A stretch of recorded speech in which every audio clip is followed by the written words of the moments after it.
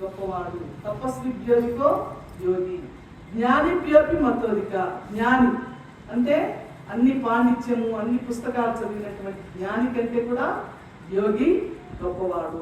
కర్మిభ్యత్యాదితో యోగి అంటే కర్మలు చేసేవాడి కంటే కూడా యోగి గొప్పవాడు. కాబట్టి నీవు యోగివిక అర్జున అని చెప్పేసి శ్రీకృష్ణ పరమాత్మ తెలియజేశాడు. మరి ఔషధము లేక జబ్బు కుదురు మార్గము ధ్యానం ఒక్కటే అని సత్య సాయిబాబా తెలియజేశారు. పుట్టపర్తిలో ఉండేవాడు సత్య సాయిబాబా. ఆయన ఔషధం లేక జబ్బు కుదిరే మార్గము ధ్యానం ఒక్కటే.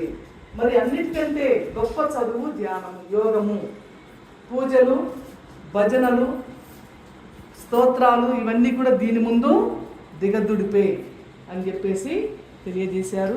మరి మలయాళ స్వామి ఏం చెప్పారంటే సప్త సాగర పర్యంతము తీర్థ స్నానం చేయడం కంటే ధ్యాన యోగం గొప్పది అని తెలియజేశారు. మరి భజగోవిందంలో ఆదిశంకరాచార్యులు కూడా అదే చెప్తారు.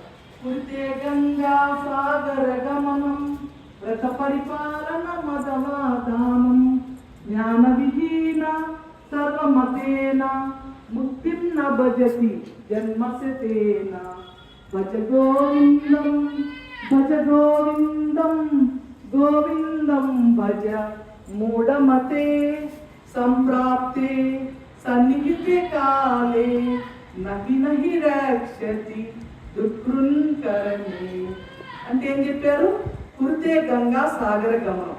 గంగా సాగరంలో కలిసేచోకపోయి స్నానాలు చేసిన వ్రత పరిపాలన మదవాదానం. ఎన్ని దానాలు చేసినా ఎన్ని వ్రతాలు చేసినా జ్ఞాన విహీన సర్వమతేన జ్ఞానం అనేది పొందకపోతే ముక్తిం నా భజతి జన్మశతేన ముక్తి పొందలేడు 100 జన్మలు ఎత్తినా కూడా. అంటే ఒక్క జ్ఞానంతో నహి జ్ఞాన పవిత్రమిహ విద్యతే అంటే జ్ఞానం అనేది కావాలి.